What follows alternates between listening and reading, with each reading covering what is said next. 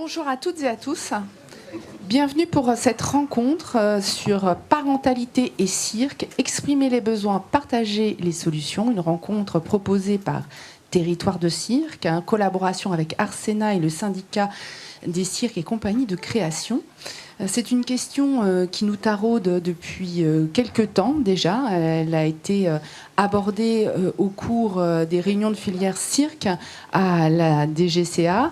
Et puis, il y a eu le témoignage très fort de Tatana Monsieur Bongonga sur sa difficulté à reprendre le travail après la grossesse et de poursuivre sa carrière avec un enfant sur les routes.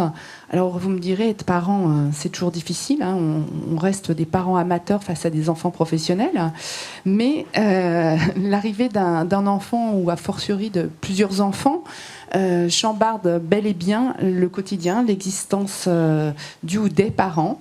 Nous avons choisi d'aborder cette question parce qu'elle revêt des aspects spécifiques pour le cirque.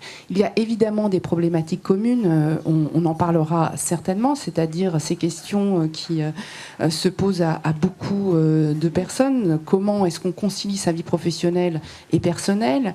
Comment on concilie les obligations liées à son métier et celles vis-à-vis de son enfant? Comment on assume ses choix de vie de parent et ses ambitions artistiques? Comment s'articule la responsabilité individuelle et la responsabilité de la société dans un projet de parentalité? Mais on va le voir, il y a des problématiques qui sont bien plus spécifiques aux arts de la piste. D'abord, le mode de vie, l'itinérance sous chapiteau et campement, mais aussi les accueils en lieu de résidence ou à l'hôtel, avec tout ce que ça pose comme problématique sur la garde du ou des enfants, leur scolarité, leur socialisation aussi. Il y a des problématiques qui sont liées à la condition physique qui est exigée pour pratiquer le cirque quand on est artiste sur le plateau. Alors évidemment la grossesse qui va concerner plus spécifiquement les femmes avec cet enjeu de la récupération physique. Et puis il y a évidemment tout ce qui va croiser les enjeux de la mobilité, ces enjeux vont croiser les problématiques qu'ils peuvent rencontrer d'autres métiers qui sont à forte mobilité ou ceux qui, par exemple, pratiquent un sport à haut niveau. Donc il y a aussi des points communs avec différents autres secteurs d'activité. Alors, on a beaucoup discuté sur ce choix du titre pour se dire qu'on était tout à fait d'accord, puisque on souhaitait pouvoir intituler cette rencontre parentalité et cirque, parce qu'il nous semblait important de souligner que l'arrivée d'un enfant ne concerne pas que les mères, et que ça concerne ceux qui l'accueillent, qui peuvent être deux femmes, deux hommes, un homme et une femme aussi.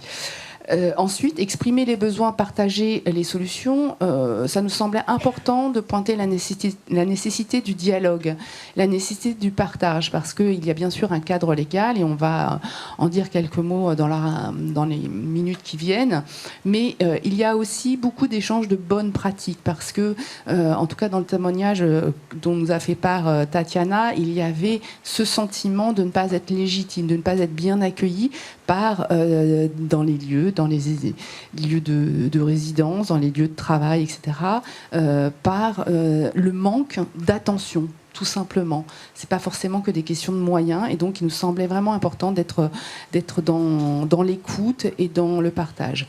On va faire un premier tour de table très, très rapide, puisque s'il s'agit d'échanges, il s'agit de s'écouter, de vous écouter. Avant cela, on va dire quelques mots de ce guide de la parentalité dans le cirque que nous avons réalisé à la demande du ministère à l'occasion des réunions de filière. C'est Louis Logodin qui en a été le maître d'œuvre chez nous, qui est en charge des soutiens aux professionnels, qui vous en dit quelques mots. Vous pourrez le trouver aussi en libre. On a quelques exemplaires au fond. Merci. Bonjour à toutes et à tous. Alors, je ne vous cache pas un certain ravissement à sortir le guide, parce que ça nous a demandé quand même pas mal de travail, je dois avouer. Donc, il est disponible depuis quelques jours sur le site d'Arsena. C'est un guide qui vient recenser un ensemble d'informations, un ensemble de droits, que ce soit le droit social, le droit du travail, etc., afin de donner, rassembler différentes ressources professionnelles. Donc on a parlé des cadres légaux, mais on parle également de différentes aides et dispositifs de soutien financier, notamment aux personnes ayant un projet de parentalité. Donc pour partir de ce guide, on a discuté avec différentes compagnies, différentes personnes qui ont eu un projet de parentalité, et pour évoquer avec eux, les différents freins, les différents soucis qu'ils et elles ont pu avoir. Et à travers ce guide, on a voulu faire quelque chose de très pratique pour tâcher d'y répondre au maximum. Pour le réaliser, on a fait 2 partenariats. Le premier, le plus important, avec le collectif Les Matermitantes. Je ne sais pas si vous connaissez, oui, qui du coup rédigent notamment dans leurs activités, font notamment la rédaction de différentes fiches pratiques qu'on a pris et intégrées avec leur accord évidemment au guide. Donc ça va être différentes fiches qui vont s'intéresser au calcul du congé maternité, au calcul des indemnités journalières, etc. qu'on a agrémenté après avec différentes aides financières qui sont disponibles. On a recensé des aides de Pôle emploi, de la CAF, de certaines collectivités territoriales, de Audience, bien évidemment, un autre partenaire également de ce guide. Et pour peut-être vous dire juste en quelques mots le plan du guide de la parentalité dans le cirque, on s'est intéressé au plan on peut dire chronologique, avec au début finalement parler de la relation au travail, donc de la parentalité et de l'embauche, sur toutes les questions liées à la discrimination à l'embauche. Puis ensuite, dans un deuxième temps, des thématiques liées à la grossesse, naissance et congé parentalité. Donc là, c'est en partenariat avec le collectif Les Matermitantes sur différentes fiches pratiques et notamment aussi juridiques. Et enfin, un troisième temps sur la petite enfance et le retour à l'emploi, puis la scolarisation et la formation des enfants.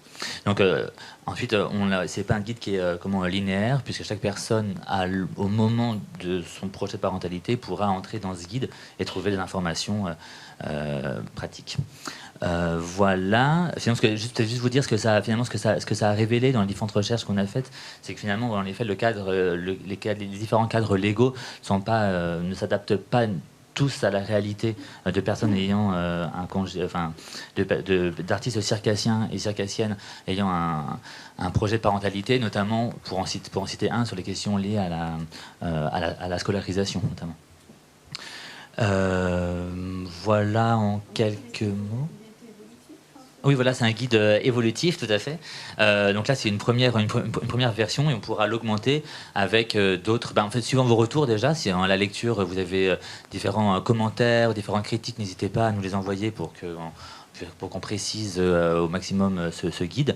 Et après, en effet, on réfléchit, mais ça sera aussi avec d'autres partenaires, à faire une autre version qui intégrerait différents tips, différentes bonnes pratiques qu'on recenserait et qui seraient à destination des lieux qui accueillent des personnes ayant un enfant en bas âge ou ayant une grossesse, etc.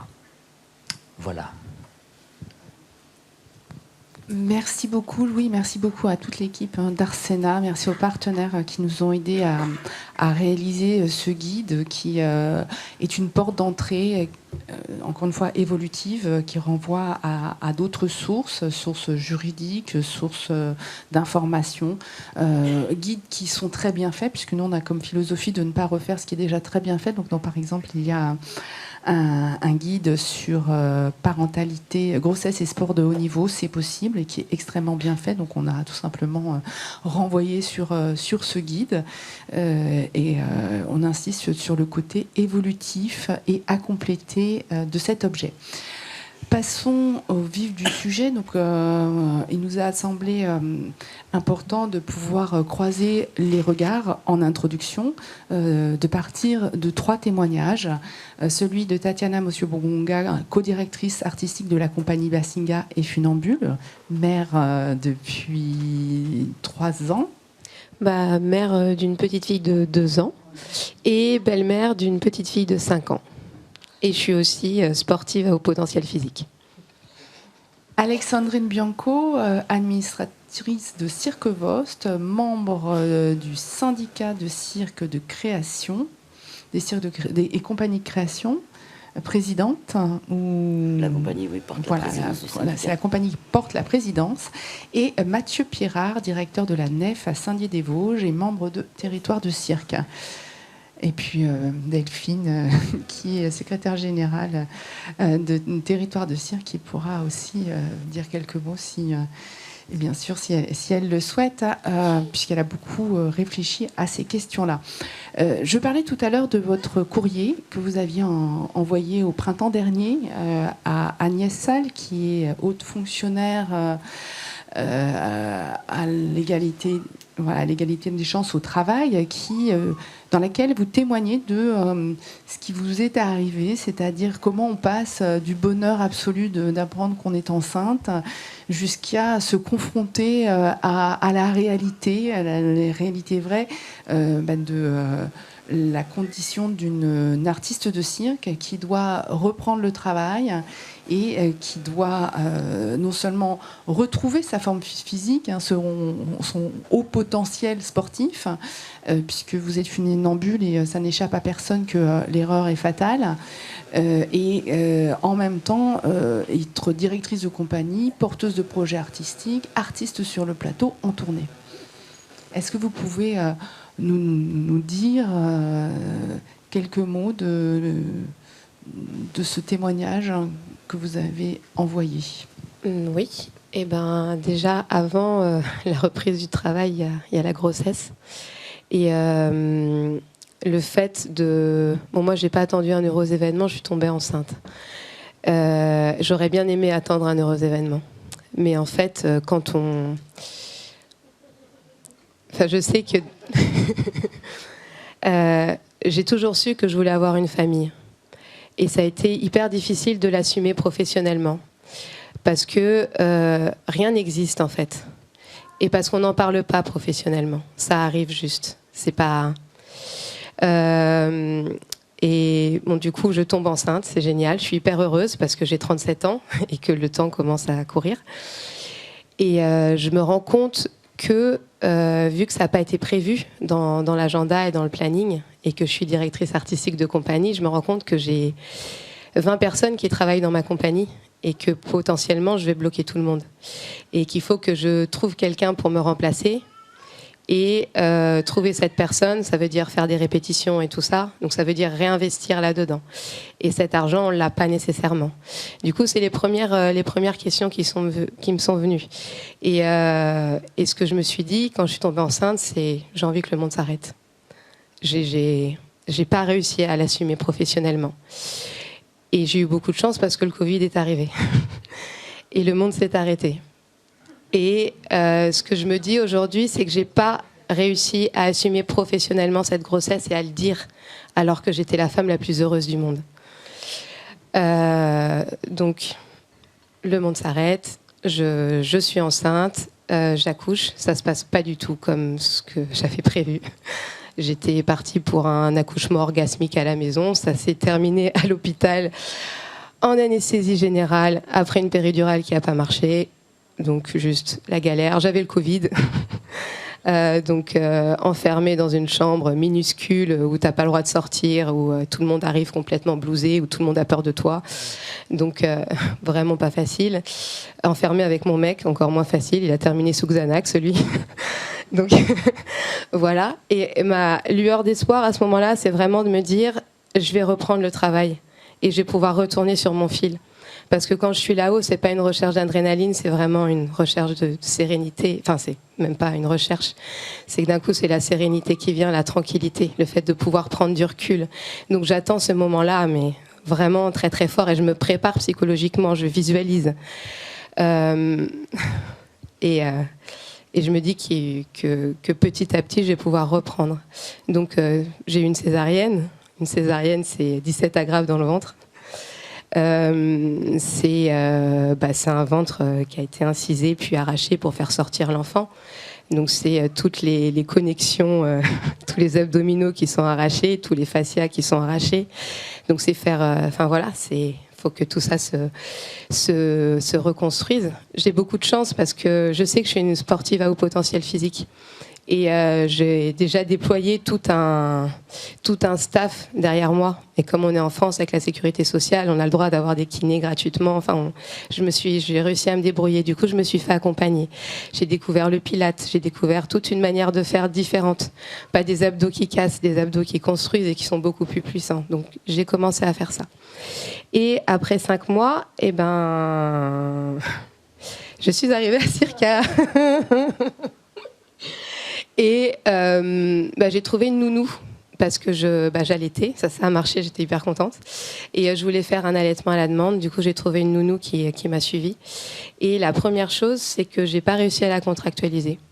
Parce que je voulais que le contrat soit légal et que les choses soient bien faites.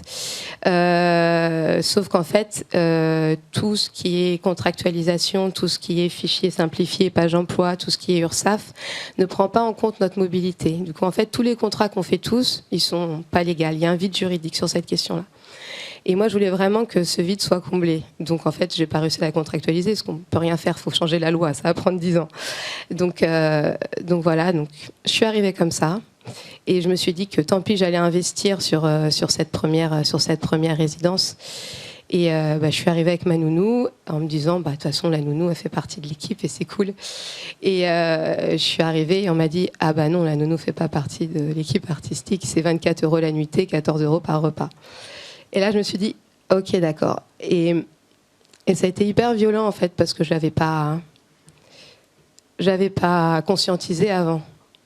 Parce que, en fait, un pôle national cirque n'accueille pas un circassien, il accueille un artiste.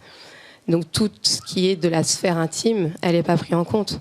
Mais moi, qui suis artiste, je n'ai pas de frontière, en fait, entre mon pro et mon perso. Je mélange complètement tout. Et je me retrouve des fois dans des situations un peu incongrues parce que tout va ensemble pour moi. Donc voilà, je me prends ça dans la face. Et là, ce qui se passe, c'est que je ne le prends pas en tant que parent. Je me le prends en tant que femme. Et c'est hyper violent. Et d'un coup, je sens mon cœur qui s'emballe. Mon bébé se met à pleurer. Du coup, je pars dans ma chambre. Je pleure. J'allaite ma fille. Et je me dis, ok.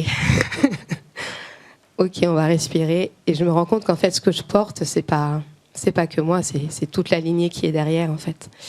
Et je sens que je suis pas à ma place. Et je sens qu'il faut que je la reprenne, cette place. Et je me dis que là, j'en suis pas capable. Du coup, je mets ça de côté et je me concentre à l'entraînement. À l'entraînement, je m'effondre parce que je me rends compte que je suis pas capable de monter sur mon fil. J'arrive à marcher, à être debout dessus, mais faire juste un cochon pendu et me mettre dans la position, ça marche pas. J'arrive même pas à faire ça, en fait. Et je sais le faire depuis que je suis toute petite, c'est rien. Mais ça, j'ai plus les connexions pour le faire, en fait. Donc, je me dis que ça va le faire petit à petit. Et effectivement, petit à petit, ça reprend. Mais mentalement, c'est chaud. Et en tant qu'artiste, en tant que sportif, on n'a pas de préparateur mental. On fait des trucs de ouf. On se prépare à être prêt à un jour J, à une heure précise. Mais on n'a pas eu cette habitude de sportif de haut niveau à le faire. Donc je me fais accompagner, j'investis là-dedans pour pouvoir y aller et pour pouvoir le faire. Et je reprends, je finis par y arriver. Au bout de 9 mois, je retrouve mon niveau. Je fais ma première grande traversée à 20 mètres de haut, à Saint-Quentin en Yvelines, au-dessus d'un gros truc de béton. Et là, je découvre vraiment le truc de la tournée, de partir avec son enfant, de trouver une assistante maternelle. Je passe 3 heures à la trouver. Et en fait, je me rends compte qu'à chaque implantation, il me faut 3 heures pour trouver une assistante maternelle. Les crèches, ça marche jamais, parce qu'il faut avoir le filon. Si c'est les théâtres qui appellent, ça fonctionne plus facilement que si c'est nous. Donc voilà. Et là, je monte sur mon fil. Du coup, c'est la première fois que je reprends. Et je suis hyper fière d'y aller et je sais que je suis prête. Et là, je démarre ma traversée et là, j'entends ma gamine pleurer. Je l'entends dans ma tête. Parce que l'assistante que j'ai trouvée, je ne sais pas si c'est la bonne. Et du coup, je me retrouve à gérer des besoins physiologiques. C'est-à-dire que je ne peux plus être à cette espèce d'état d'accomplissement et de je peux plus être à l'endroit de l'artiste. Je suis dans un endroit où je suis en train de gérer ma respiration. Et j'ai de la chance parce que j'ai beaucoup d'outils. Et je pars en auto-hypnose, en fait. Et je me raconte des choses, je parle de la vie, pour pouvoir rester là à ce que je fais. Et je réussis à terminer cette traversée. Et là, le soir, on trinque tous ensemble en disant « Ouais, super, c'est bon, t'as repris, c'est parti ». Et moi, le soir, dans ma chambre, je m'effondre parce que je sais que ce qui s'est passé, c'est que j'étais pas là. Et c'est la première fois que ça m'est arrivé. Et je me dis « Est-ce que c'est encore possible que je continue mon métier ? Est-ce que là, je parle pas de la prise de risque au danger, en fait ?» Donc, pareil, je travaille dessus. Je me fais accompagner psychologiquement. Je tombe sur une formation qui s'appelle Femmes inspirantes pour des femmes carriéristes qui ont des enfants, qui veulent continuer à travailler, avoir des rêves et à déployer tout un tas de choses. Donc, je me fais accompagner et c'est super. Et petit à petit, j'arrive à trouver les filons. Et je finis par sortir mon téléphone et appeler mes copines. Et je me dis, et je leur demande, bon, comment est-ce que vous avez fait en fait ? Parce que moi, j'ai pas réussi, je me suis perdue. Et je me rends compte que toutes les personnes pour qui je pensais que c'était facile, ça l'était pas du tout. Et qu'on était toutes et tous dans cette incompréhension et dans cette difficulté. Du coup, en discutant avec... j'ai appelé des amis que j'appelle souvent quand il y a des problématiques comme ça. Donc Cyril Thomas, ça c'est une personne que j'appelle souvent pour, dès qu'il y a un truc que je comprends pas, où je me dis comment est-ce que tu ferais à ma place. Du coup, il éclate de rire et il me dit, finit par me dire, moi j'appellerais Agnès Salle qui travaille au ministère de la Culture à l'égalité des chances au travail. Et je contacte aussi Chloé Béron qui me dit la même chose et qui m'introduit auprès de cette personne. Et là, j'écris une longue lettre où je retrace tout ce que je viens de vous dire. Et je mets du temps à l'écrire. Je termine à 1h30 du mat, je l'envoie. Et en fait, à 20 minutes plus tard, j'ai une réponse. Et je me dis, ah ok, d'accord, donc c'est vraiment des gens qui travaillent. Et dans sa réponse, je me rends compte qu'elle a lu ma lettre, en fait. Et je me sens exister professionnellement. Et c'est la première fois que je sens que ma parentalité existe et qu'elle a le droit d'exister. Du coup, je commence à me sentir légitime. Et là, je prends mon téléphone et j'appelle Stéphanie pour dire l'accueil que j'ai eu quand je suis arrivée, il n'était pas bon. J'aurais eu besoin de plus. Et j'ai même pas le temps de terminer qu'elle me dit qu'est-ce que tu veux faire ? Je fais j'ai envie d'en parler. Elle fait on organise une table ronde, il y a une plénière. Donc à partir du moment où je me suis placée en fait et où j'ai assumé cette parentalité, je me suis rendu compte qu'il y avait tout un tas de ressources. Et je suis hyper triste de pas avoir réussi à le faire avant et de m'être enfermée dans ce truc de victimisation. Parce qu'effectivement, là je parle en tant que femme parce que je me le suis pris vraiment dans la tronche. Je pense qu'il y a des choses qui sont limitantes et qui nous empêchent d'aller plus loin et que c'est clair que si on a ces barrières-là, on a du mal. Si j'avais eu cet enfant-là à 24 ans, j'aurais du mal à me dire que je serais directrice artistique de compagnie. Et je pense que c'est pour ça que je l'ai fait tard. Mais en vrai, j'aurais aimé être mère de famille beaucoup plus tôt. Ça, c'est sûr. Et puis là, j'ai on va dire 2 filles. Mais j'imaginais avoir 4 enfants. Donc, j'y suis pas encore. Mais bon, le monde est en train de bouger, donc c'est génial.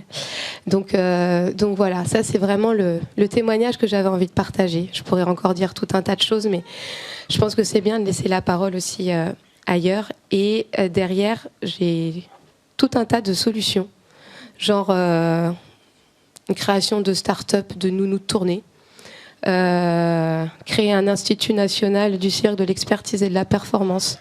Il y a vraiment moyen de... il y a tout un tas d'idées à développer.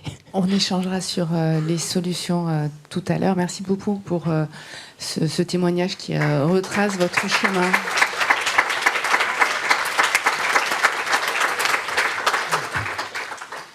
On va poursuivre avec Alexandrine Bianco. Vous avez donc au SCC cette préoccupation aussi très forte de pouvoir apporter des solutions, être à l'écoute. C'est ce que vous avez fait. Donc là aussi, je pense que c'est important qu'on puisse écouter ce que vous avez à nous dire de vos témoignages recueillis, de vos expériences. Tout à fait. Alors, je me poserai plutôt sur un terrain plus en avant dans l'âge des enfants, c'est-à-dire je vais parler surtout de la scolarisation des enfants, en fait, qui pose un vrai souci, surtout quand ils grandissent. Parce qu'en fait, finalement, dans ce contexte-là, hors toutes les histoires de l'égalité des contrats, etc., de nos nounous et tout, déscolariser ou scolariser en itinérance des enfants petits en maternelle, voire en primaire, c'est encore jouable. Scolariser des collégiens en itinérance, là, ça devient complètement surréaliste, en fait. Alors, bien sûr, tout dépend déjà de l'environnement de travail, de la compagnie dans laquelle les parents travaillent. Je dirais qu'il y a plein de facteurs qui vont jouer. C'est d'abord un parent qui travaille dans le cirque, 2 parents qui travaillent dans le cirque. Déjà, ça va être très différent. Nous, on a des tas de compagnies avec des exemples de familles où l'un travaille dans la compagnie, l'autre pas, donc peut gérer les enfants sur le temps de la scolarité et venir partager du temps de vacances avec son conjoint. C'est une solution qui se fait. Quand les 2 parents commencent à travailler, c'est plus compliqué. Dans la même compagnie ou pas, c'est plus compliqué. Quelle est la politique de la compagnie aussi sur l'accueil des enfants et sur le fait de tourner avec des enfants? Ça aussi, c'est un problème épineux entre les surcoûts, qui supportent les surcoûts, des transports, des hébergements, voire des repas. On a le cas des compagnies qui tournent assez régulièrement en France avec des caravanes. Là, on est dans un schéma assez simple. Mais qu'est-ce qui se passe quand on commence à tourner à l'étranger? Qu'est-ce qui se passe quand on se déplace en avion, dans des hôtels qui coûtent très cher? Qui prend en charge ces accompagnants qui sont là pour que le spectacle se fasse de toute façon? Donc là, le point de vue de l'employeur, de la compagnie et du lieu d'accueil est super important. Et son attitude est très importante. Donc bienveillance de la compagnie qui assume les coûts. L'institution aussi, l'institution scolaire, je veux dire, nous accompagne tant qu'on est en maternelle ou en élémentaire. On a tous les exemples d'instit tout contents d'avoir dans leur classe des enfants qui vont partir 3 fois, 4 fois dans l'année, 5 fois dans l'année, et qui vont correspondre avec la classe, surtout maintenant avec les visios et tout. C'est assez enrichissant, et pour nos enfants en tournée, et pour les enfants qui restent sur place dans leur classe. Par contre, une fois arrivés au collège, les profs de collège, ça les amuse pas du tout de suivre un enfant et de récupérer ses devoirs et de corriger ses devoirs à lui et de pouvoir lui faire passer les cours. Et pourtant, on s'était dit avec la période Covid que ça pourrait être plus simple.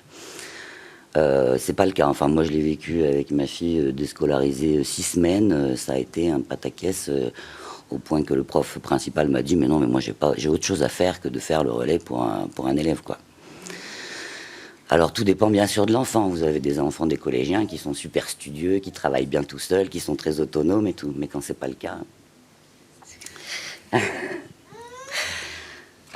problème aussi, donc il y a un groupe de travail, c'est constitué au syndicat avec plusieurs compagnies qui ont débattu de ces problèmes de scolarisation l'année dernière. D'ailleurs, c'est un groupe qu'il faut faire revivre. Donc on appelle toutes les bonnes volontés et toutes les compagnies intéressées à reprendre ce travail.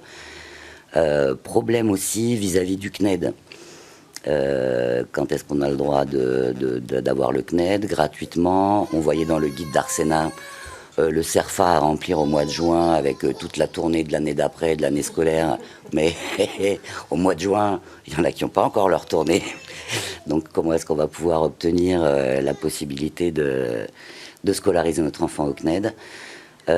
Problème aussi du CNED qui est quand même difficile là aussi. Si le parent n'est pas derrière, s'il n'y a pas quelqu'un qui travaille avec l'enfant, c'est quand même pas évident pour un petit de 6e, de 5e de se fader l'arrivée des liasses de cours comme ça, et puis de se retrouver dans les calendriers, qu'est-ce que j'ai à rendre, quand, enfin, c'est franchement difficile. Donc on avait des exemples qui venaient de Hollande, par exemple, disant qu'en Hollande, le CNED était un peu différent, qu'il y avait des enseignants qui étaient responsables de classes en distanciel. Donc avec du coup vraiment des interlocuteurs pour l'enfant de façon récurrente et qui simplifie un peu les choses. Pour revenir aussi à l'école élémentaire, quand on a des compagnies qui tournent beaucoup, donc qui sont en déplacement vraiment la majeure partie du temps, qu'est-ce qui va être de nouveau très compliqué, c'est de scolariser dans des départements différents. Parce que oui, la loi dit que il n'y a pas de problème, partout où on arrive, on a le droit de scolariser nos enfants, mais en fait, c'est beaucoup plus compliqué que ça. Il faut un certain temps. Quand vous arrivez, que vous allez rester 10 jours ou 2 semaines, le temps de faire toutes les démarches, le temps d'avoir déscolarisé de l'école de référence, parce que vous ne pouvez pas être scolarisé à deux endroits différents, etc., ça vaut plus le coup, quoi. Le gamin, il passe 3 jours dans la classe, et puis c'est fini, quoi, il repart, quoi. Donc il y a plein de choses à faire évoluer. Et ben, je ne vais pas faire beaucoup plus long, mais dans les pistes, ça pourrait être des référents dans les lieux, référents parentalité par exemple, dans le lieu d'accueil, qui pourra orienter, aider les familles. Ça peut être des choses comme ça. Merci beaucoup Alexandrine, où l'on voit que la théorie diffère souvent de la pratique, et c'est vrai que le cadre légal existe. En revanche, il a du mal à intégrer tout ce qui ne rentre pas dans ce qu'il a prévu, comme tout bon cadre, que c'est aussi là-dessus qu'il faut travailler. Et ce qu'il apparaît aussi, c'est que la question du temps, de l'anticipation, tout à l'heure Tatiana parlait du temps qu'elle passait par lieu quand elle arrive pour trouver une assistante maternelle, parce qu'il n'y a pas forcément de liste préétablie, il n'y a pas forcément de contact sur ce territoire. Vous parliez, Alexandrine, de ce temps qui est nécessaire effectivement pour mener une démarche de demande de scolarisation dans les écoles alentours.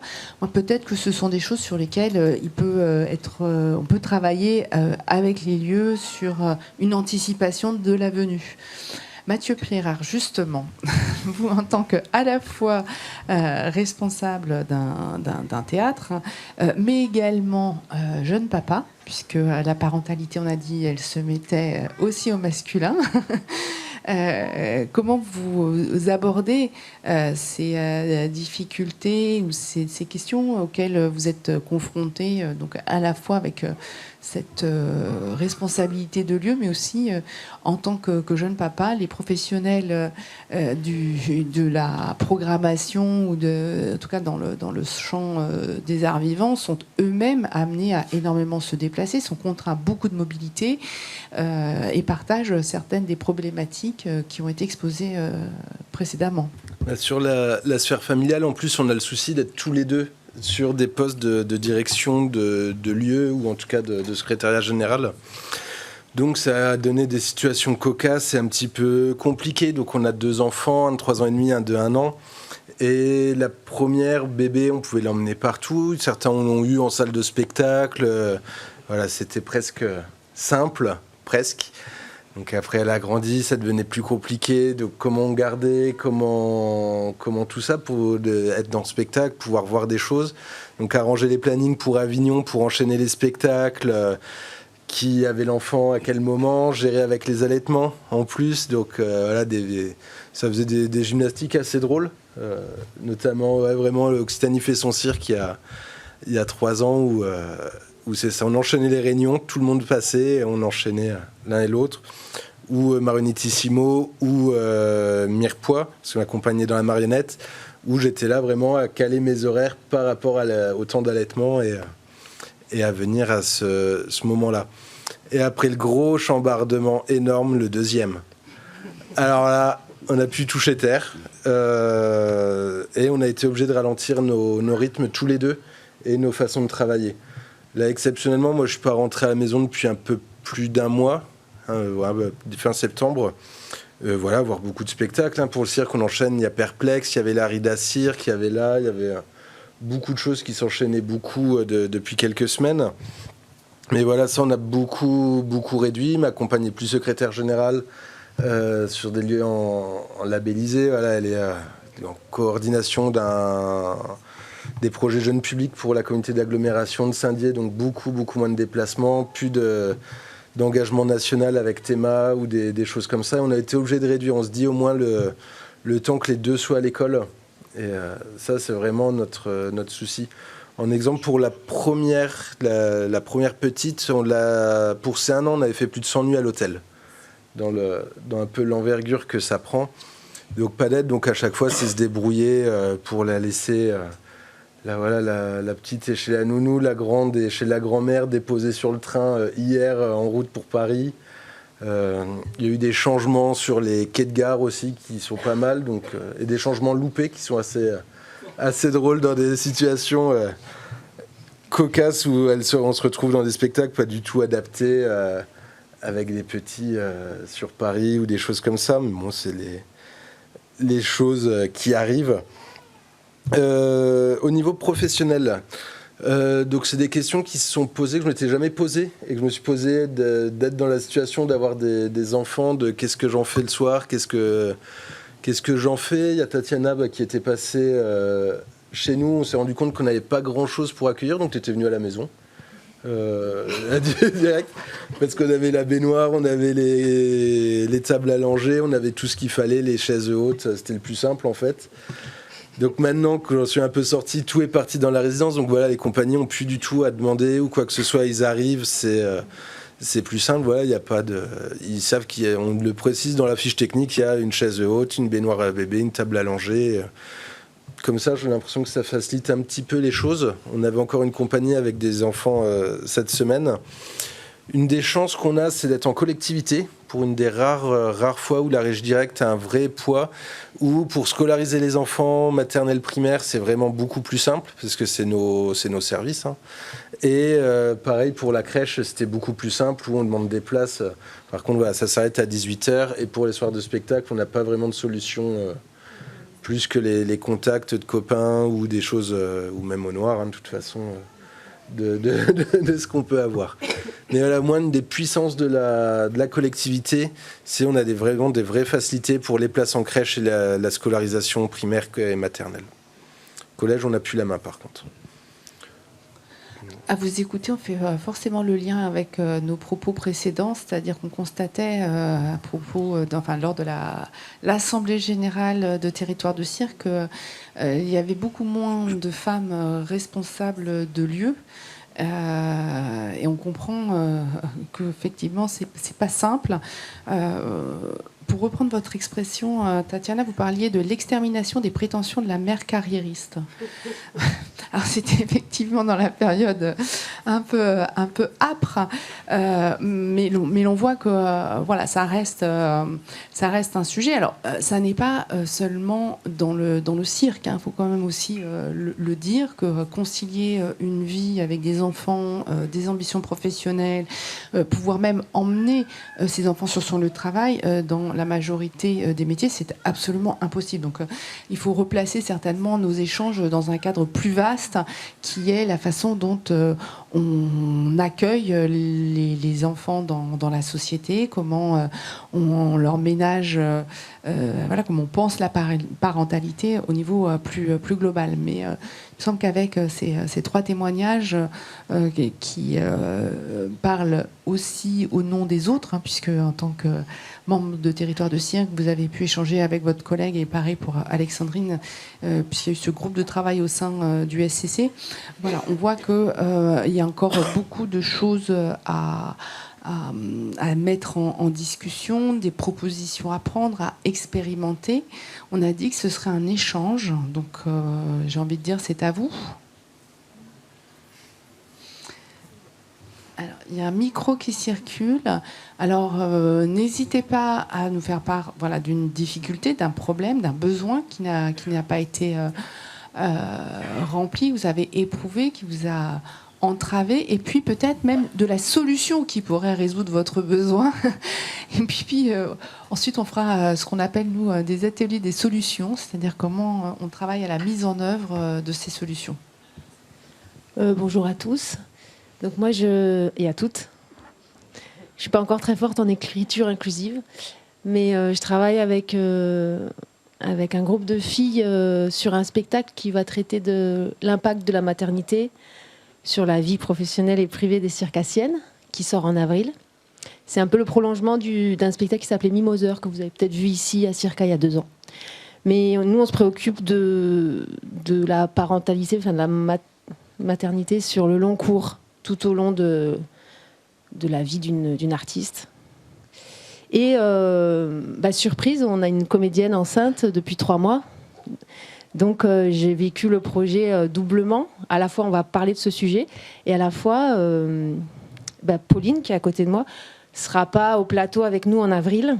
Donc j'ai dû me projeter dans un spectacle sans elle dans 6 mois, alors que tout le budget de création était terminé.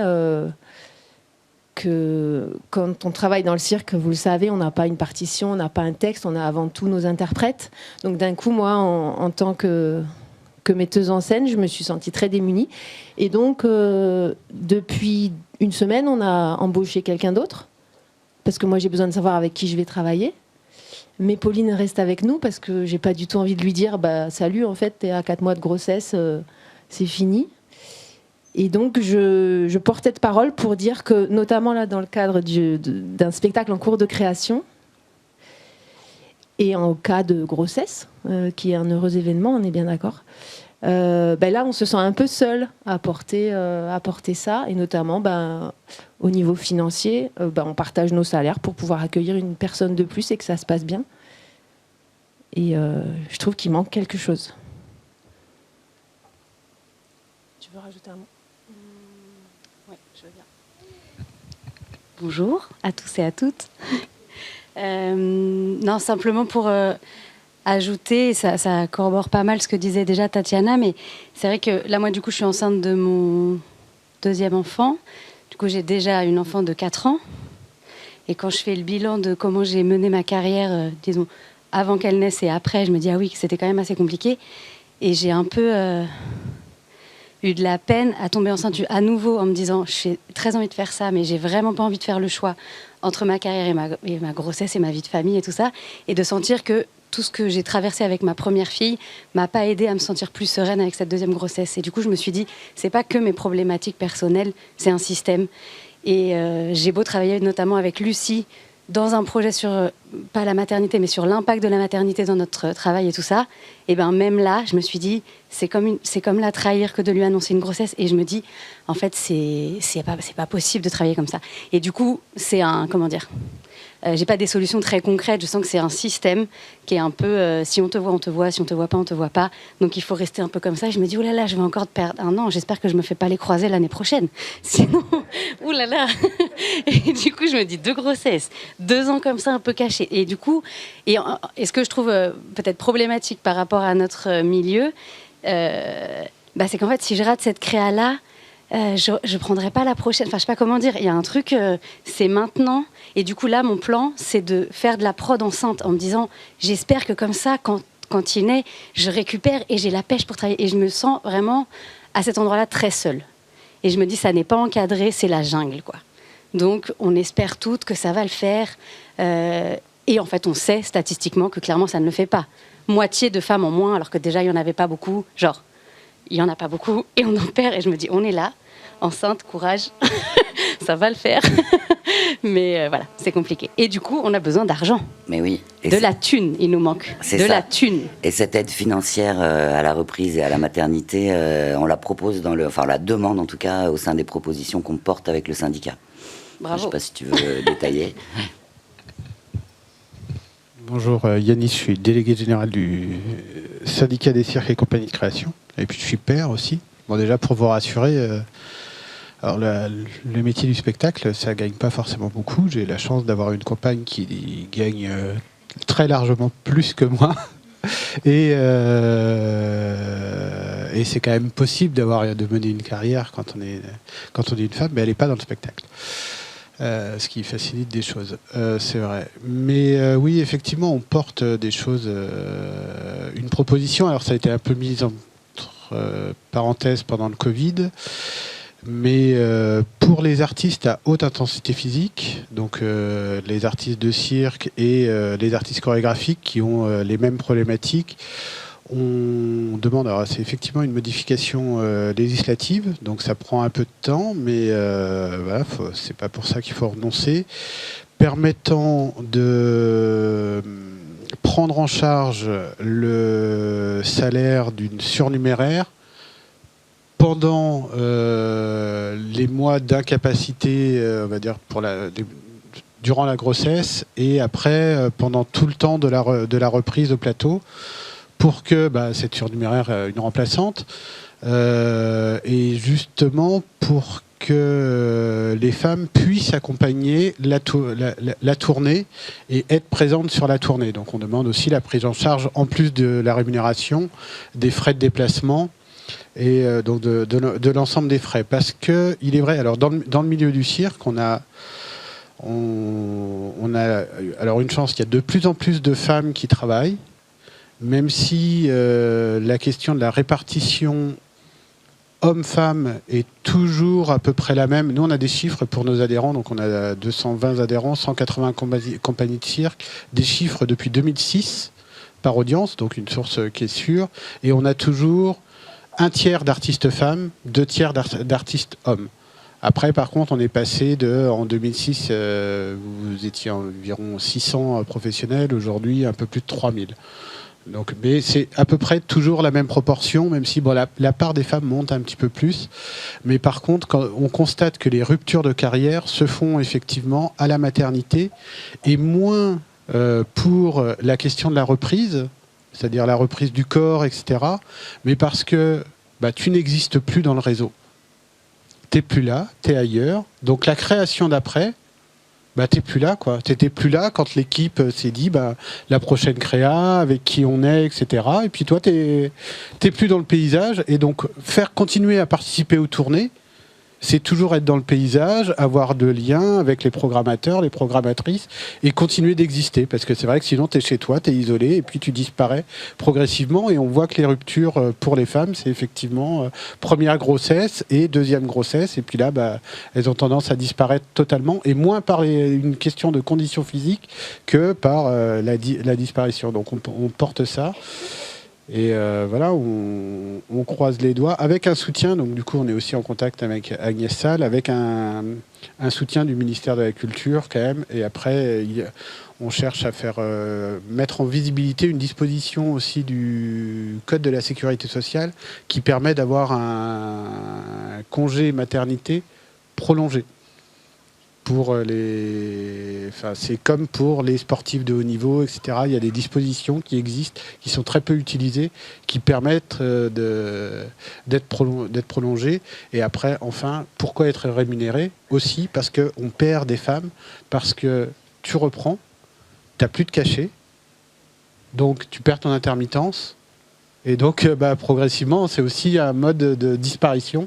C'est qu'économiquement, après, voilà. Et puis la dépendance à l'homme, etc. Ou en tout cas au compagnon ou à la compagne. J'aimerais juste réagir un peu sur le fait que la reprise, elle est vraiment pas à négliger.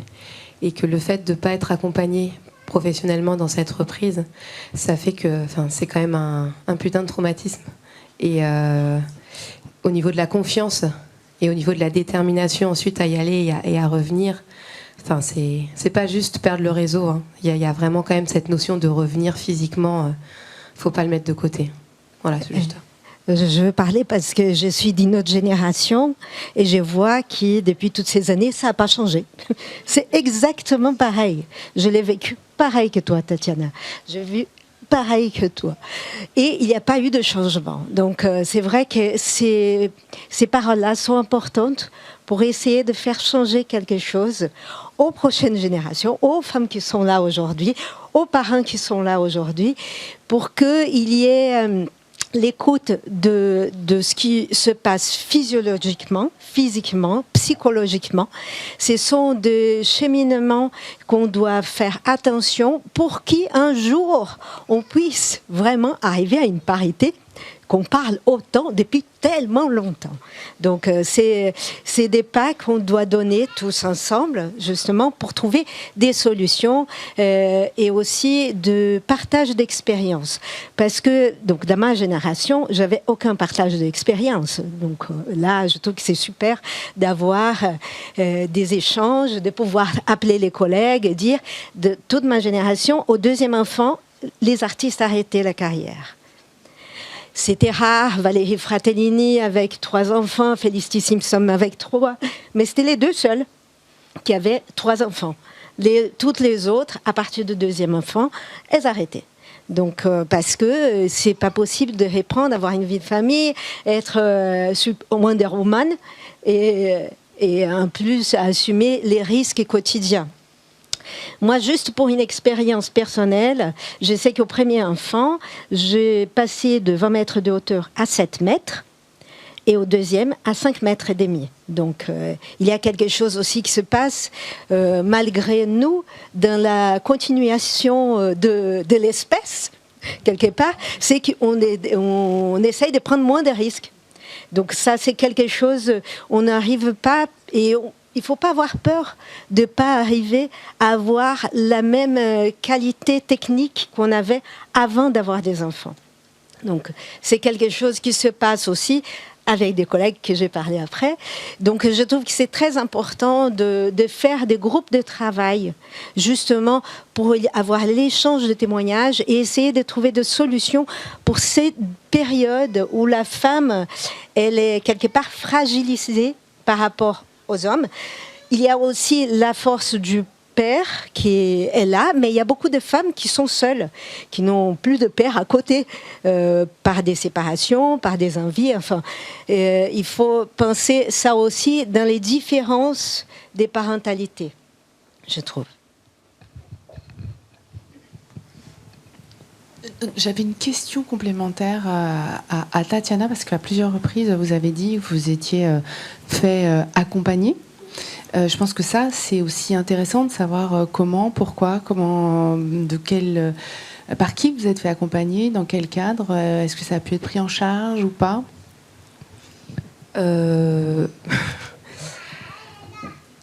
J'ai démarré une thérapie il y a une bonne quinzaine d'années. Je pense que... à la base, je voulais être psychologue et éducatrice spécialisée. J'ai fini circassienne. Donc, j'étais déjà dans une branche où le thérapeutique était important pour moi. Et quand j'ai démarré le cirque, le sport, je me suis rendu compte que c'était hyper nécessaire pour avoir des outils pour gérer son mental. Et puis, vu ma spécialité, il y a intérêt à être vraiment là au bon endroit. Et quand Raquel, tu dis que le fait d'avoir eu ton premier enfant, t'es descendu en hauteur, pour moi, c'est pour pas descendre en hauteur, ça veut dire que tu travailles avec un préparateur mental en fait. Et il y a tout un tas de choses à accepter. Moi, la première chose que j'ai dû accepter avec ma fille, c'est le fait que je peux mourir en fait, que je peux mourir demain, et d'accepter le fait qu'elle peut s'en sortir sans moi en fait. Et ça, c'est du lourd. Parce que c'est le genre de choses qu'on imagine beaucoup plus tard, en fait. Et quand tu as un bout de chou de 2 ans, tu n'as pas envie de te dire que potentiellement, elle peut devoir se débrouiller sans toi. Et ça, c'est quelque chose que j'ai réussi effectivement à dépasser, parce que j'ai réussi à le mettre en conscience, mais parce que j'ai la chance d'avoir cet accompagnement-là. Et après, quand on était à Saint-Dié-des-Vosges, ma gamine, elle est tombée malade. Elle nous a fait une bronchiolite sévère avec un début de pneumonie, et en fait, elle a failli y passer. Et là, je me suis rendu compte que si elle mourait, j'allais continuer.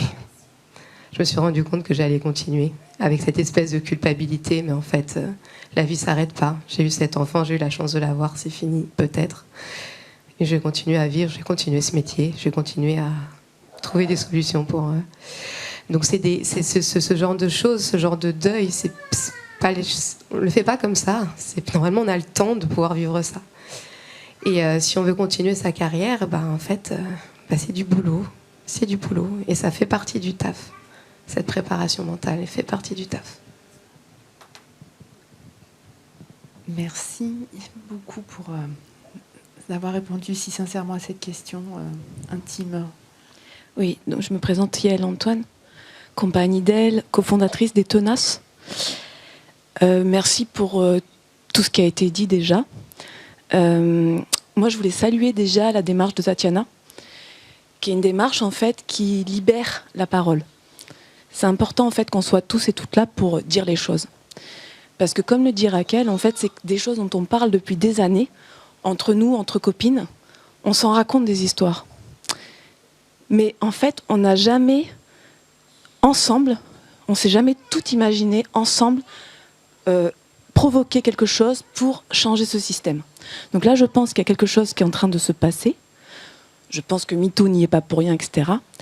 Et j'ai envie de dire en fait que l'artiste de cirque, au-delà du fait qu'elle ait besoin d'une préparation physique pour reprendre, qu'elle ait besoin d'être accompagnée, qu'elle ait besoin d'argent, elle a besoin d'être crue, tout simplement.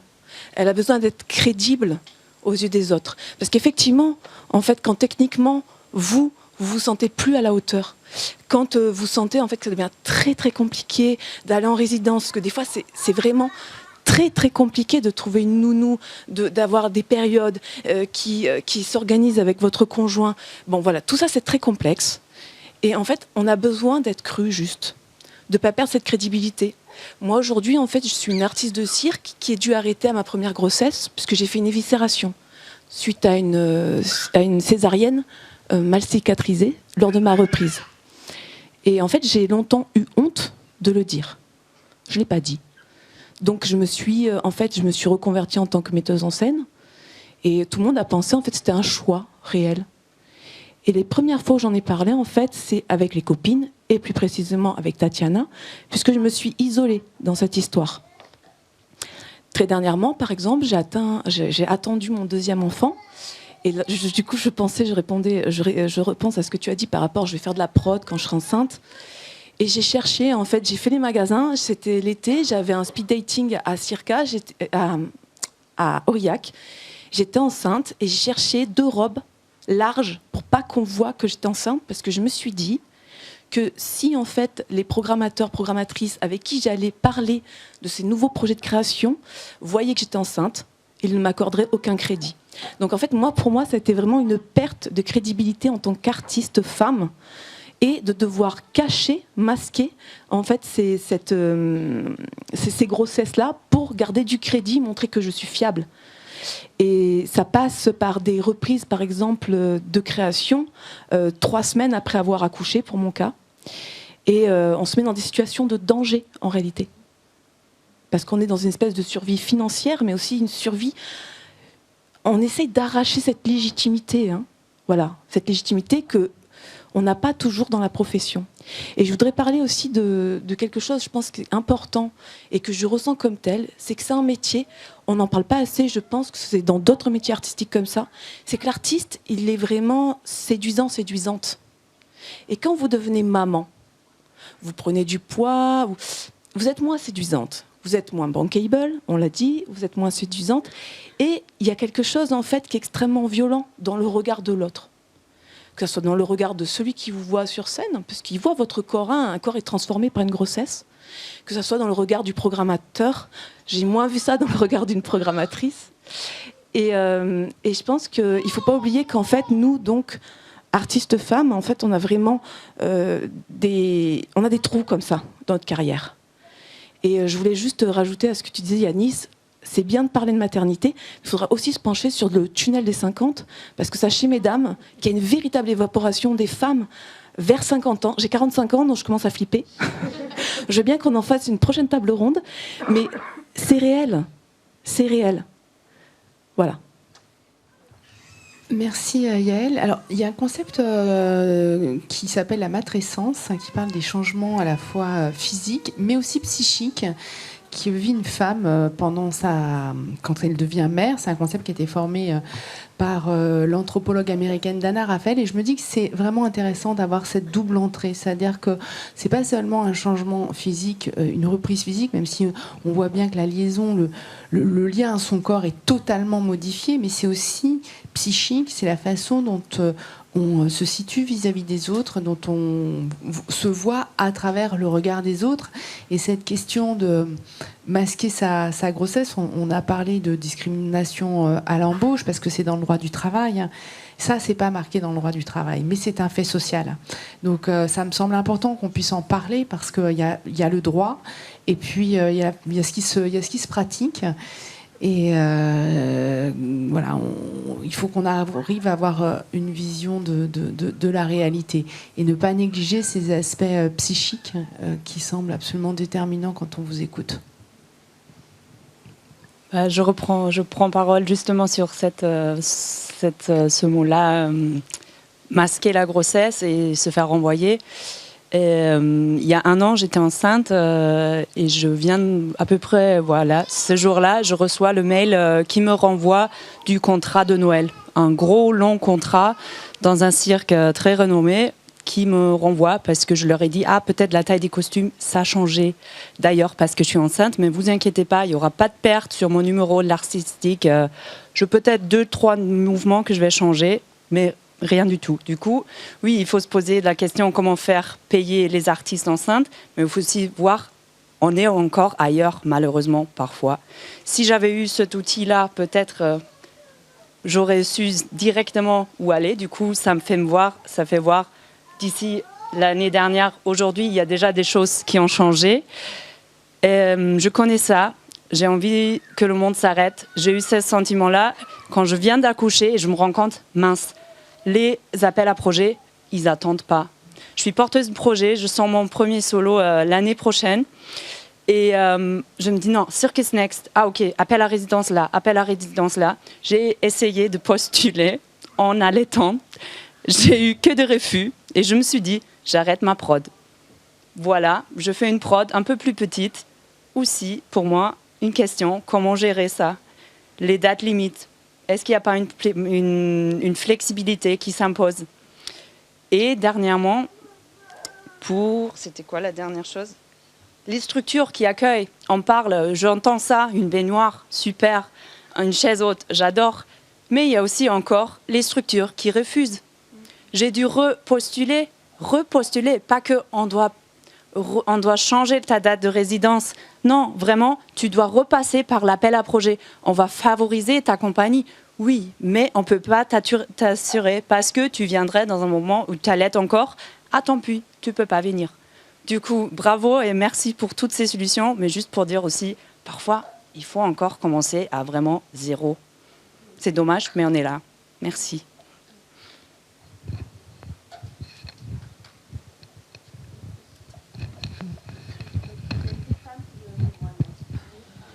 Bonjour, je suis maman de 2 enfants, une petite de 2 ans et un garçon de 8 ans et demi. Et je suis aussi cofondatrice, une des 4 cofondatrices de la compagnie Cirque Le Roux. Et en fait, merci à toutes celles et ceux qui ont parlé avant. Ça fait ça en moins à dire. En même temps, j'avoue que je suis venue là parce que je me sens un peu dans un cas d'urgence. J'ai une petite de 2 ans, alors je ne vais pas passer par les césariennes, le costume où on rentre le ventre, les dossiers, là j'entends pour les dossiers de réappel à projet, mais attends, il y a les dossiers du CNED que tu dois refaire et refaire, puis des fois ça change cette année ça a changé, il y a un document supplémentaire, du coup on m'a enlevé mon fils de l'école pour que finalement quand on m'a autorisé à y remettre en partie, j'ai attendu pendant 1 mois que ce soit le DACEN ou directement Éducation nationale qui veuille bien faire en sorte que soit 1, ils soient autorisés dans une école comme ils avaient voulu, soit 2, qui m'envoient le fameux papier pour que je puisse le mettre au CNED. Donc c'est pas pour vous descendre le moral de tout le monde, mais pour dire que pour moi, je pense que le cas d'urgence qu'il y a aussi, c'est que j'entends tout ce qu'il y a, mais je pense qu'il faut aussi très très vite du concret. Ça vraiment pour la scolarisation. Parce que ça vraiment je sais pas vraiment comment on fait pour être cofondateur, pour avoir des projets à côté, alors moi je sais plus si c'est une chance parce que moi je suis pas en recherche de travail tellement on travaille, mais en fait je sais pas à quel moment aussi je vais dire je peux plus. Donc, je suis dans la période en me disant, je suis là, mais peut-être je vais craquer, donc je serai plus là. Donc, ça aussi, je sais pas trop comment il faut gérer ça. Le CNED, c'est 5 heures d'école par jour. Voilà. Donc, c'est cool pour les parents qui travaillent pas, mais je crois qu'ici, c'est pas notre cas. Pareil, il y a des solutions. J'ai trouvé aussi des gens, comme j'entends Tatiana, qui disait avoir trouvé une nounou, des gens qui voudraient nous accompagner. J'ai aussi une boîte de production qui a fait en sorte que les billets et l'hôtel soient pris en charge, même si ça se prend la tête au bureau parce que c'est pas complètement légal. Par contre, payer à une personne 3 repas par jour au restaurant, j'en suis incapable. Du coup, même si il y a... Même si le conjoint il vient, il y a ça aussi, c'est qu'il faut aussi lui payer une partie que finalement on peut pas. J'ai été obligée d'arrêter parce que du coup ça coûte trop d'argent. Enfin, c'est un peu le serpent qui se mord la queue. Donc ceux qui ont des solutions, je suis preneuse. Si on entend, je sais qu'apparemment ça doit continuer au BIAC. Moi, je veux bien qu'on m'envoie toutes les infos inimaginables. À part les réponses comme il y a eu sur Facebook qu'il faut mettre mes 2 enfants en pension. Mais sinon, à part ça, juste pour dire dans les solutions, parce que finalement on n'en a pas apporté tant que ça, c'est faire une date. Et nous, on a fait la demande qu'il y ait quelqu'un qui soit là pendant 4 heures pour garder notre enfant. Au départ, c'était un peu... En fait, c'est quelque chose qu'il ne faut pas négocier dans la compagnie. Il faut que vous dites que si on prend le spectacle, la personne qui est du théâtre, doit vous trouver une nounou. Et c'est pas grave, généralement, c'est la cousine, la fille d'eux, c'est pas du tout un problème. Par contre, c'est à votre charge. Pour ceux qui s'inquiètent, mon plus grand, 8 ans et demi, je vous entendais dire c'est à peu près 100 nuitées. Bon, moi, je vais pas faire les nuitées parce que c'est peut-être le double ou le triple, mais c'est à peu près 300 babysitters. On n'a jamais eu 300 babysitters en un an. On n'a jamais eu aucun problème. Jamais. Mais je dis pas que c'est une solution. Hein. Je peux comprendre qu'on soit un peu... mais en tout cas, c'était au théâtre, ça s'est bien fait. Donc ça, c'est quelque chose de non négociable, je pense. De bien dire en amont. Et si vous avez quelqu'un qui prépare les dates et tout ça, ça aussi, très important. Si jamais vous avez un camion, n'importe quoi, c'est de mettre en amont pour essayer d'anticiper, de voir ou de faire comme c'est possible pour que ce soit dit, en fait, à l'avance pour les sièges auto, les choses comme ça. Je sais que là, pareil, c'est quelque chose qu'il ne faut pas négocier. Vous trouverez toujours la date à peu près 1 à 2 fois par an qui vous dit qu'il n'y a pas le droit aux enfants. Donc en fait, entre 2 dates, je sais pas, vous le laissez quelque part sur la route, quelqu'un s'en occupera. Donc là, pareil, faut dire oui, vous y pointez, et puis finalement, en fait, c'est juste pas les montages et les démontages. Et... En fait, moi, je pense qu'il faut y aller au culot. Parce qu'il y a un moment donné à se dire oui, mais je peux pas trop, nanana. Mais en même temps, y aller au culot, c'est éprouvant. Hein. Je vous avoue qu'il y a beaucoup de fois où on pleure, mais il y a des fois, je me dis en fait, faut y aller, faut forcer, il faut dire c'est comme ça maintenant. C'est comme ça. Nous, on est là, on n'a pas fait le choix. Et puis that's it. C'est demander un costume qui a changé s'il faut pas montrer le ventre. Chose que j'ai demandé à faire. Dans ma compagnie, parce que quand c'est pas votre compagnie, c'est peut-être un autre truc, mais je pense juste à des choses comme ça où il faut essayer d'en parler le plus possible, les lieux où c'est là, et de dire ah bah voilà, il y a ça, et peut-être que ça changera. Voilà.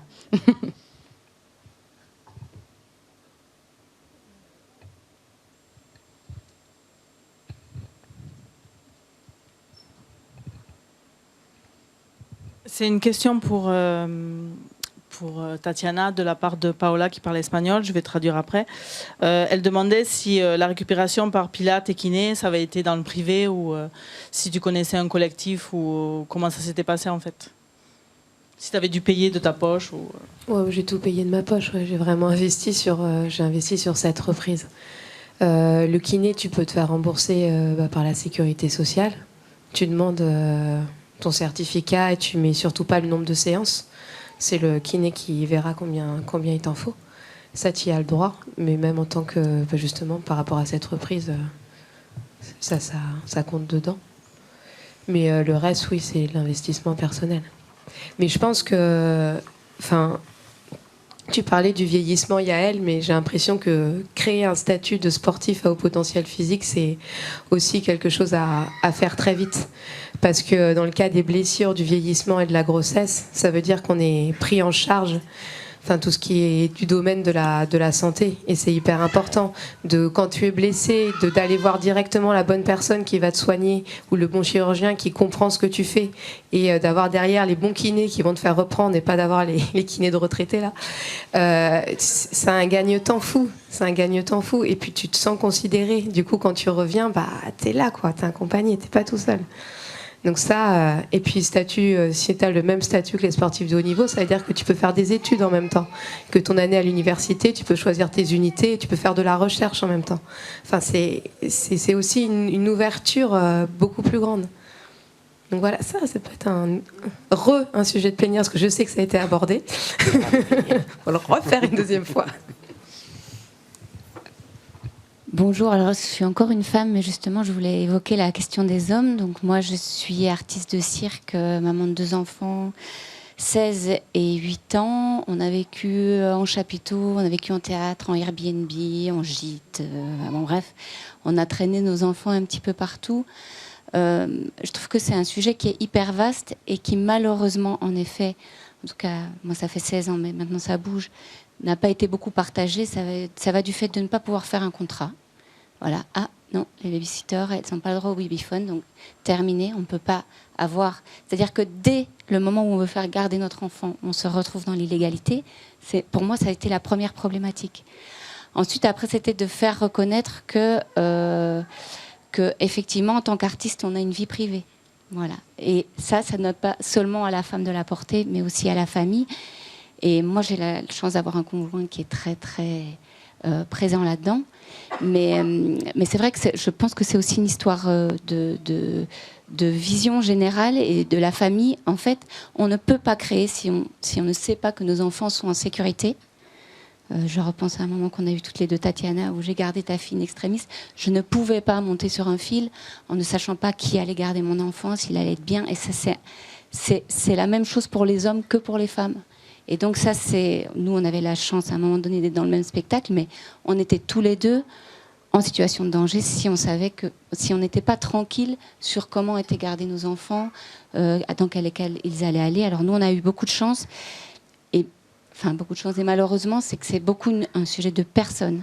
C'est-à-dire, c'est la directrice de l'école qu'on va rencontrer qui va dire « Mais oui, pas de problème, je sais qu'on devrait vous radier, mais on ne va pas vous radier, on vous garde votre place. » Ce n'est pas le cas de ma copine Mélinda, où on a dit « Non, mais nous, on est école prisée, si vous le retirez pendant 2 mois, il aura plus sa place quand il revient. » Quel choix tu fais à ce moment-là en tant que parent, en te disant « Je vais enlever mon enfant, c'est pas sûr qu'il puisse retrouver ses potes. » Donc tout ça, ce sont des choses qui, psychologiquement, ne sont même pas de l'ordre de la différence homme-femme, mais simplement d'une forme de discrimination, en fait, qui fait... Alors, on n'est pas les seuls métiers à bouger sur la route, mais je me demandais s'il y avait des choses qui étaient prises en compte aussi dans d'autres professions.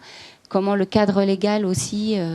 est-ce qu'on a le droit de faire payer pour un conjoint qui vient garder un enfant, par exemple, des choses comme ça, toutes ces petites questions, qu'on puisse avoir des outils en disant, là... c'est trop, ou là, en effet, c'est de l'ordre de « je prends en charge sur mes finances ».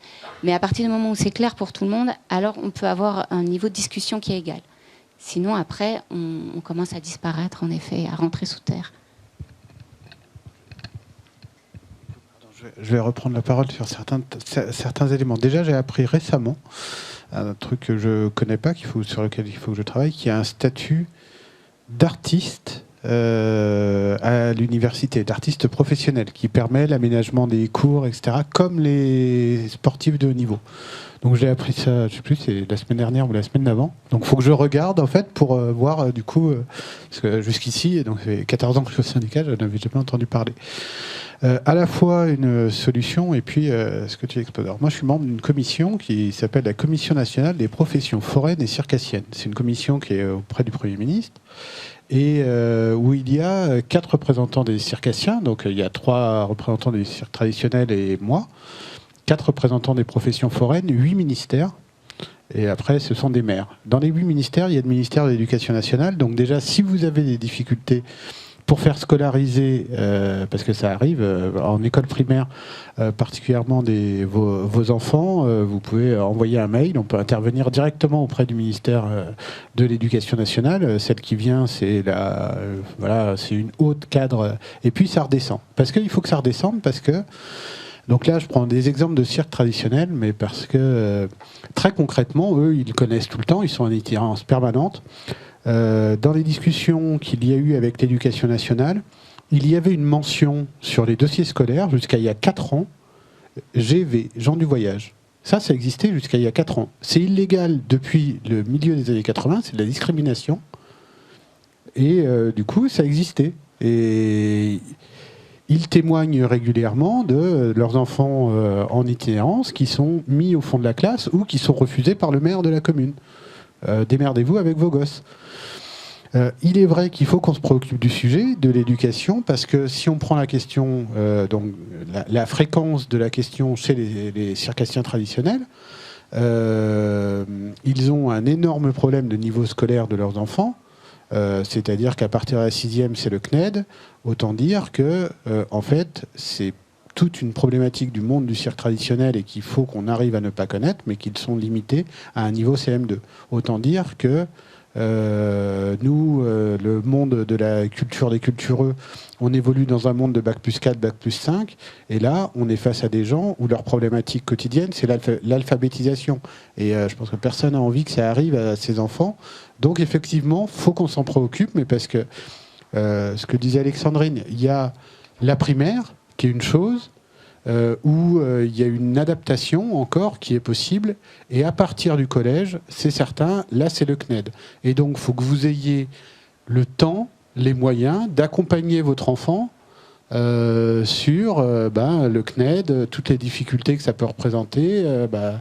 Du coup, vu que votre métier c'est pas d'être prof, ça devient compliqué, quoi. Puis il faut du coup l'histoire, la géo, les maths, faut avoir soi-même un bon niveau, et puis en plus il faut s'en rappeler, quoi, parce que non, mais c'est vrai, les maths de 5e, putain, les équations, tu commences à dire, oh putain, c'était compliqué quand même, en fait, cette merde. Non, mais c'est donc il y a une véritable réflexion effectivement à avoir là-dessus, et puis des réponses à apporter. Il y a eu un temps dans le cirque contemporain où il y avait plus de cirques qui tournaient avec école.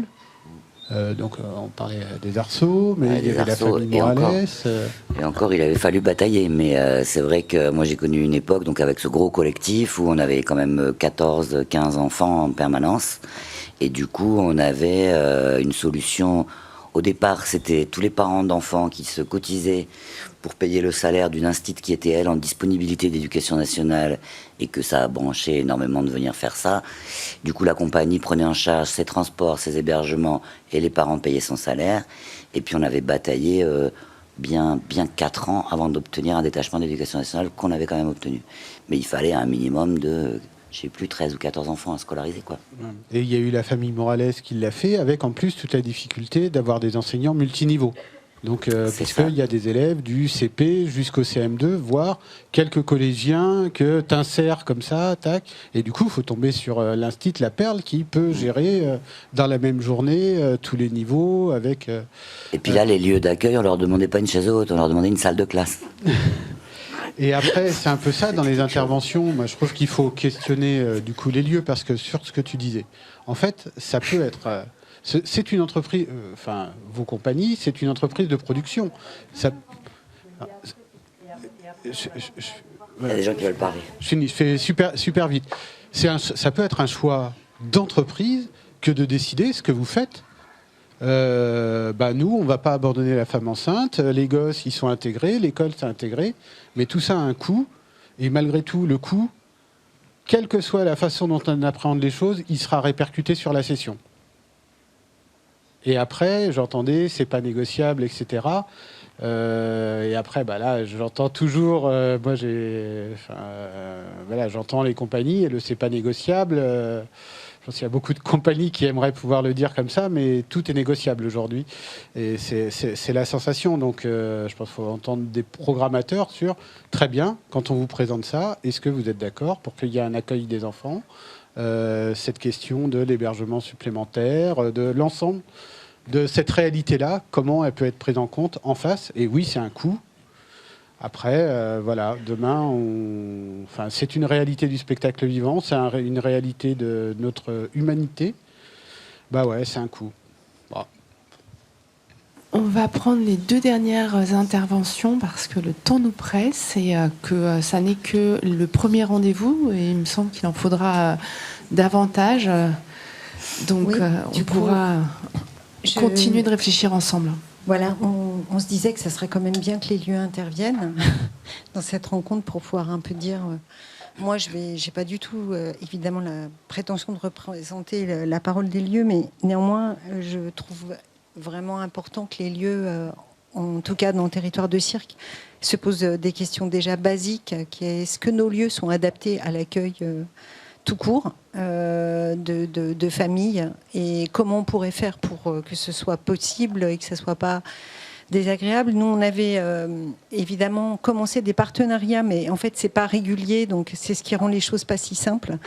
Vous n'êtes pas régulier, hein, vraiment. Vous pourriez à chaque fois avoir une femme enceinte dans vos équipes. Ça non, non. Mais c'est-à-dire, on a quand même mis en place des partenariats avec des écoles où ça se fait du coup très simplement, où il y a une classe qui est d'avance, on le sait, en début d'année, qui va se préparer à l'accueil de l'enfant, etc. C'est évidemment beaucoup plus simple en primaire, et je n'aborderai pas le collège, et merci de l'avoir dit, parce que là, j'ai jamais tenté l'histoire, et très franchement, ça n'est quasiment jamais arrivé à la Verrerie d'accueillir un ado d'une compagnie. Donc je ne sais pas si vraiment vous tournez avec des enfants de plus de 10 ans. Nous, en tout cas, on a été confrontés à bas âge, primaire. Donc voilà, il y a des solutions qu'on pourrait se dire qu'on devrait tous être en mesure d'appliquer. Je ne dis pas du tout, nous, on n'a pas toujours été en mesure d'être à la hauteur des demandes qui nous étaient faites, mais en tout cas, on essayait tant bien que mal, mais plutôt que d'être tout le temps dans le bricolage, essayons de se dire, en fait, ça devrait être systématique. Un lieu d'accueil devrait pouvoir accueillir des familles. Alors, on va essayer. Et puis, pour ce qui est du coût de cession et des apports en coproduction supplémentaires, en dehors du coût de le faire de manière aussi bricolée, c'est-à-dire on l'apprend, du coup on vient aider, parce qu'il y a effectivement un surcoût en production. Je ne sais pas comment on pourrait faire en sorte que ça soit rassurant, parce que ce que j'entends, moi, c'est que c'est pas rassurant du tout, le statut là, c'est terrible. Donc comment on peut rassurer? Peut-être ça ne sera pas à la hauteur de ce qu'il faut, mais au moins ça sera relativement rassurant. Donc ça aussi. Le problème des labels et des lieux, vous le savez, j'espère que vous y êtes un peu sensible, c'est que ça se dégrade un peu partout, et que la dégradation des marges artistiques, elle est en œuvre là. Donc je pense que c'est un gros discours de l'ensemble de la filière à l'institution qu'il faut faire. Parce que voilà, tout seul les lieux face à ces demandes, ça va juste rogner la part des autres. Enfin, je veux dire, vous savez, c'est base communicante, donc c'est pas qu'on... On a une forme de vigilance, je pense, à aussi réussir à aider tout le monde le mieux qu'on peut, le plus de monde possible, parce que c'est une filière qui est très dynamique.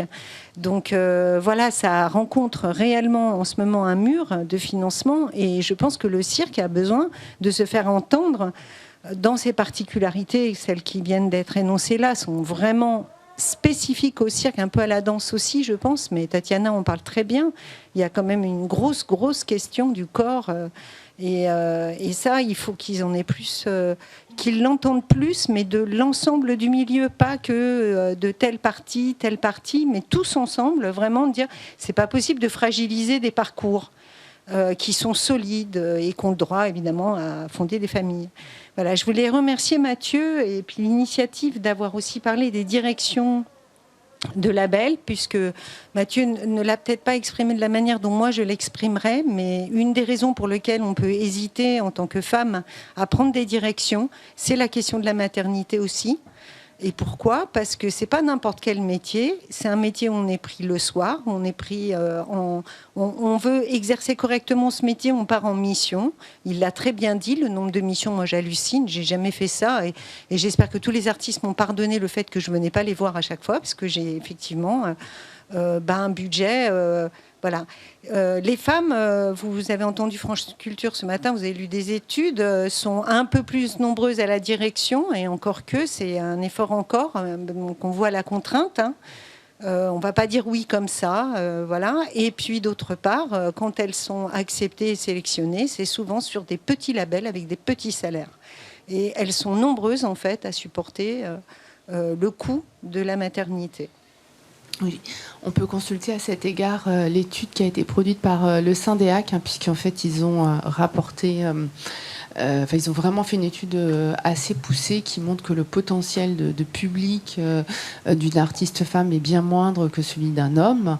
Le nombre de participations des spectacles, bien sûr, également, et que la parité n'est pas encore atteinte dans certains labels, notamment les théâtres nationaux, même si on pense que là, il va y avoir enfin une femme qui dirige un théâtre national. Ça reste à confirmer. Donc, une étude que vous pouvez consulter d'ailleurs sur le fil Vipro d'Arsena si ça vous intéresse. Dernière intervention, et puis on va se séparer, très courte. Oui, je vais faire vite. Je suis Magali Cisande, je suis enseignante-chercheuse dans une fac des sports. Et je voulais juste faire un petit témoignage et 2 petites réactions. J'ai écrit il y a 10 ans un texte sur cette question-là de la maternité chez les artistes de cirque. Donc je suis contente que mon texte soit exhumé parce qu'il recircule. Il n'avait sans doute pas été beaucoup lu, comme beaucoup d'articles écrits par des universitaires. Et alors je constate que ça n'a pas changé en fait depuis 10 ans. Que voilà, donc c'est bien que le chantier soit lancé. Je trouve intéressant que le parallèle, que la référence au monde sportif soit faite, alors que dans mon espace, j'enseigne dans une fac des sports, j'ai quand même l'impression que c'est pas un espace exemplaire. Mais par contre, c'est vrai qu'il y a des dispositifs qui existent. On a parlé du statut de sportif de haut niveau, c'est un statut d'État pour accompagner l'élite de la nation et donc préserver ces joyaux pour qu'ils fassent des médailles. Enfin, c'est quand même ça l'esprit. À voir si ici on a envie de ça, en quoi ce modèle-là peut être inspirant et à quel endroit. Et donc, en réaction sur le statut d'artiste de haut niveau, c'est vrai que dans les universités, je ne crois pas que ce soit un label national, enfin un statut national, parce que il n'y a pas de liste du ministère de la Culture des artistes de haut niveau, comme le ministère des Sports fait une liste ministérielle. On parle des sportifs listés, donc dans notre jargon, c'est les sportifs listés. Et puis, mais c'est vrai que dans les universités, on a un peu bataillé, moi j'ai un peu bataillé dans la mienne, pour que les artistes qui sont inscrits dans des filières dites d'excellence ou qui sont dans des voies de semi-professionnalisation puissent bénéficier des mêmes aménagements et du même soutien que peuvent avoir certains sportifs.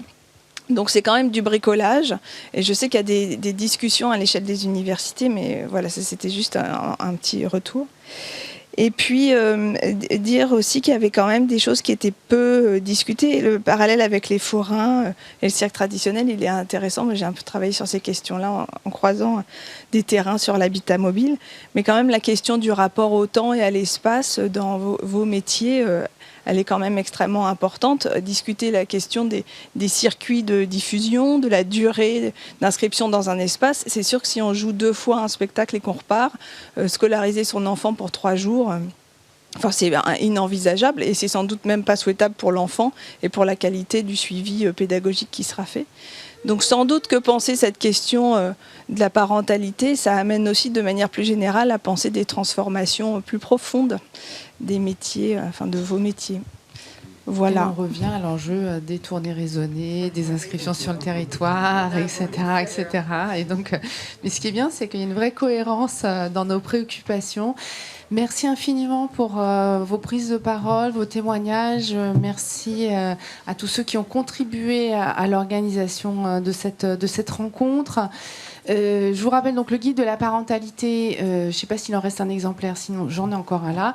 Et c'est un outil évolutif. On va continuer de le nourrir grâce à ces rendez-vous qui sont proposés. Territoire de cirque, le syndicat du cirque de création et Arsena et bien d'autres encore travaillent ensemble pour cela. Et une prochaine rencontre à la BIAC. Du coup, la prochaine rencontre à la BIAC aura lieu le 26 janvier et ce sera vraiment axé sur la maternité. Et ça va être... maternité... Comment ? Et le corps. Oui, la maternité et le corps. Donc du coup, toute la grossesse et la reprise. Pour vraiment partager autour de ça. Et ensuite, on va faire une dernière intervention à la grainerie. Et là, ce sera vraiment sur la création. Comment est-ce qu'on accueille une femme enceinte dans une compagnie? Comment est-ce qu'on arrive à gérer en interne? Parce qu'à partir du moment où il y a une personne qui bouge et un enfant qui arrive, l'enfant il arrive pour toute la compagnie. Et c'est pas si évident que ça en fait. Donc voilà, c'est vraiment prendre le temps de discuter autour de ça. J'ai juste envie de vous dire aussi qu'on a créé une page Facebook qui s'appelle Parentalité, Maternité et Cirque, est-ce possible? C'est un lieu où on peut partager, où on peut poser des questions et où on peut se répondre et où on peut nous-mêmes donner des solutions aussi. Donc n'hésitez pas, s'il y a un souci quelque part, à le partager, et il y a peut-être des personnes qui pourront vous répondre. Voilà. Je lance. On a la date de la grainerie? Il n'y a pas de date à la grainerie. Voilà. Non, je voulais lancer une petite bouteille pour finir. Qui connaît une chargée de diffusion qui a 3 enfants en bas âge et peut-être dans les 45 ans